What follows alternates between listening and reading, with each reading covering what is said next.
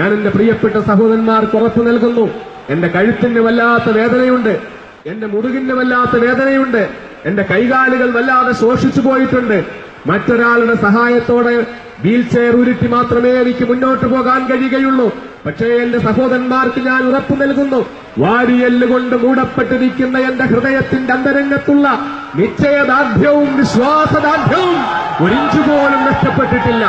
ആ ഉറച്ച വിശ്വാസദാർഢ്യത്തോടും നിശ്ചയദാർഢ്യത്തോടും മരണം വരെയും നിങ്ങളോടൊപ്പം ഇൻഷാ അല്ലാഹ് ഞാനുണ്ടാകും.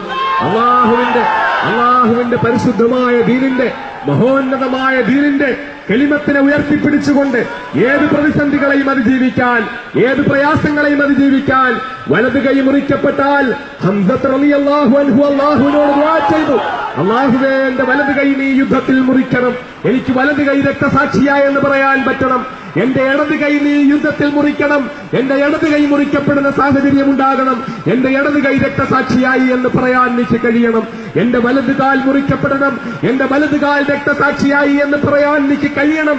എന്റെ ഇടത് കാൽ മുറിക്കപ്പെടണം, എന്റെ ഇടത് കാൽ രക്തസാക്ഷിയായി എന്ന് പറയാൻ എനിക്ക് കഴിയണം. ഞാൻ ഇഞ്ചിഞ്ചായി മുറിക്കപ്പെടണം, എന്റെ ശരീരത്തിന്റെ ഒരു ഭാഗം പോലും അവശേഷിക്കാതെ നാളെ പരലോകത്ത് എനിക്ക് രക്തസാക്ഷിത്വത്തിന് സാക്ഷ്യം പറയണമെന്ന് ഹംസത്ത് റളിയല്ലാഹു തആല അൻഹു ദുആ ചെയ്തുവെങ്കിൽ ആ ഹസ്രത്ത് ഹംസ റളിയല്ലാഹു അൻഹു ആണ് മക്കളെ നമുക്ക് മാതൃകാ പുരുഷനായിട്ടുള്ളത്.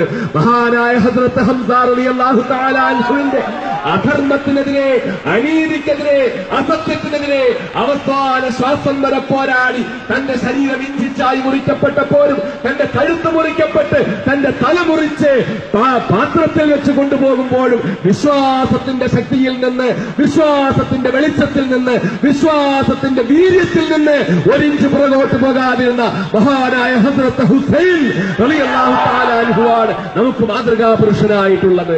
ത്യാഗം നമുക്കൊരു പ്രശ്നമല്ല, പ്രയാസം നമുക്കൊരു പ്രശ്നമല്ല, ബുദ്ധിമുട്ടുകൾ നമുക്കൊരു പ്രശ്നമല്ല, ആകാശത്ത് നിന്ന് കോരിച്ചെറിയുന്ന മഴ നമുക്കൊരു പ്രശ്നമല്ല, ഭൂമി പൊട്ടിപ്പിളർന്നാലും ആകാശം പൊട്ടിപ്പിളർന്നാലും ലോകത്തെന്തെല്ലാം അത്ഭുതങ്ങൾ സംഭവിച്ചാലും അശ്ഹദു അല്ലാ ഇലാഹ ഇല്ലല്ലാഹ് വഅശ്ഹദു അന്ന മുഹമ്മദർ റസൂലുള്ളാഹ്, ഈ പരിശുദ്ധമായ കലിമത്ത് തൗഹീദിനോടുള്ള പ്രതിബദ്ധത ഒരിഞ്ച് പോലും നാം പുറകോട്ട് മാറ്റുകയില്ല. നമ്മുടെ കൈ കൊടുക്കേണ്ടി വന്നാലും, കാല് കൊടുക്കേണ്ടി വന്നാലും, നമ്മുടെ ശരീരത്തിന്റെ ഓരോ അവയവങ്ങളും വെട്ടിമുറിക്കപ്പെടേണ്ടി വന്നാലും, നമ്മുടെ ജീവിതകാലം മൊത്തം ജയിലിൽ കിടക്കേണ്ടി വന്നാലും, ഞാൻ ജയിലിൽ നിന്ന് ഇറങ്ങിയ ദിവസം എന്റെ പ്രിയപ്പെട്ട ഭാര്യ സൂഫിയോട് ഞാൻ പറഞ്ഞു, പൊന്നുമോളെ ഇനിയും ഒരു 10 വർഷം കൂടെ ജയിലിൽ കിടക്കാനുള്ള ആർജവം എനിക്കുണ്ട് എന്ന് ഞാൻ സൂഫിയോട് പറയുകയുണ്ടായി. ആ ആർജവം എനിക്ക് നൽകുന്നത് ഞാൻ